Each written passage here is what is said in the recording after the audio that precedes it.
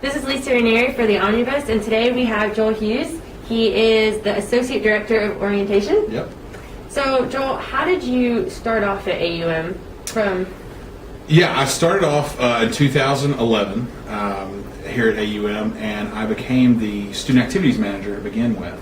From there, it's been kind of a roller coaster as to everything that I do.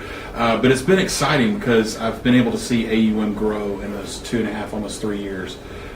Wow, it's weird to think about. February will be 3 years. But now I've transitioned pretty much from student activities to orientation transitions office because our division of student affairs is growing rapidly. And it's for you guys, the students. So before AUM, where did you actually spend most of your undergraduate career? I was an undergrad at Auburn University. I graduated in 2005. I was very involved. Actually, my first 2 years of college, I spent playing junior college football in Mississippi. But my last 2 years after I messed my knee up playing football, I came home to Auburn because that's where I grew up and finished out there. I was a cheerleader at Auburn because I had to find a way back on the football field. But I had a great time doing it. And just that's where my love for knowing the value of being involved came into play because Auburn provided me a lot of different avenues to grow professionally and personally. So, were there any favorite extracurricular activities you've done either at your previous school where you spent your freshman and sophomore year or Auburn University? Yes. My favorite, I'd have to say, was when I was a cheerleader because my strengths shine. I'm loud. I love being with people, and I'm a huge Auburn fan. And I consider myself an Auburn man.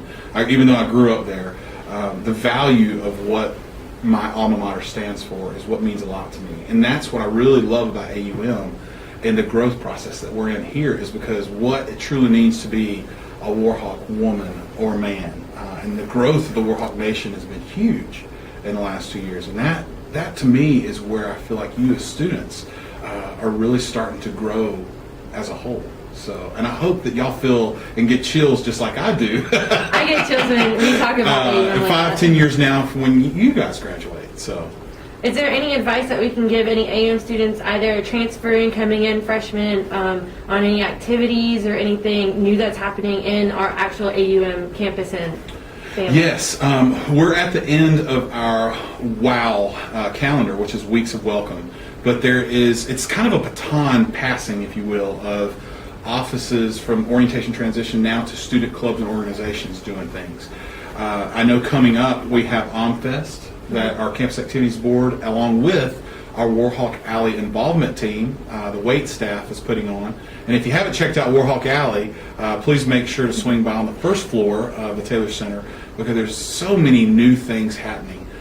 I know every Wednesday in the courtyard outside of Warhawk Alley, they are now doing what's called What's Up Wednesday. Traditionally, What's Up Wednesday has been the first Wednesday of the semester to house all clubs and organizations so you can figure out how to get involved and go from there.